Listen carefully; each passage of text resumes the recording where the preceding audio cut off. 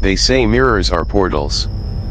Not just pieces of glass, but silent doors between our world and something else. Most of us look into them every day, never questioning what looks back.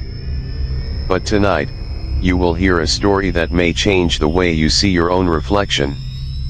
Would you dare to keep looking, if what stared back wasn't you? Clara was a quiet young woman in her mid-20s. She had recently broken up, lost her job, and moved into a tiny apartment in an old building at the edge of the city. The place was cheap, dusty, and smelled faintly of mold. But she told herself it was good enough to start over. In her new bedroom, against the far wall, stood an antique mirror. It was tall, with a carved wooden frame, its surface slightly clouded as though it had witnessed too much. The landlord said it had belonged to the previous tenant, a woman who had mysteriously disappeared. Clara didn't think much of it. After all, it was just a mirror, wasn't it? The first night was restless. The building creaked with age, pipes rattled, and the thin curtains barely kept out the city's glow. But what kept Clara awake wasn't the noise. It was the mirror. From her bed, she could see its faint outline in the dark. And then, she swore she heard it. A low hum. Like a distant whisper curling inside her head. Slowly, nervously, she sat up and looked. Her reflection was there, but it was wrong. Because the woman in the mirror was smiling. Clara's lips were still. But the reflection's curled into a slow, unsettling grin. From that night on, Clara began to dread her own bedroom. Every evening, she told herself not to look. But curiosity always won. And every time, her reflection moved differently. It blinked when she did tea. It tilted its head in ways her body never did.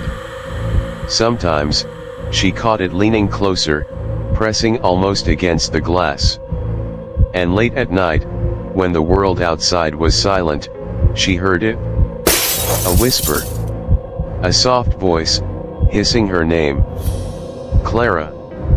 She would cover her ears, squeeze her eyes shut. But the sound always slid inside her mind, like a breath against her neck.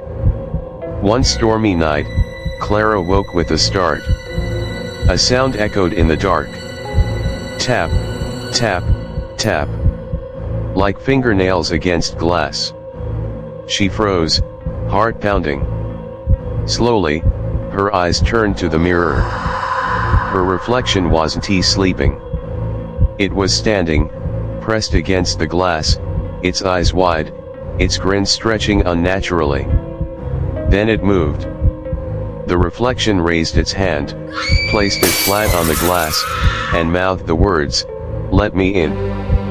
The mirror shuddered, cracks spreading across the surface like veins.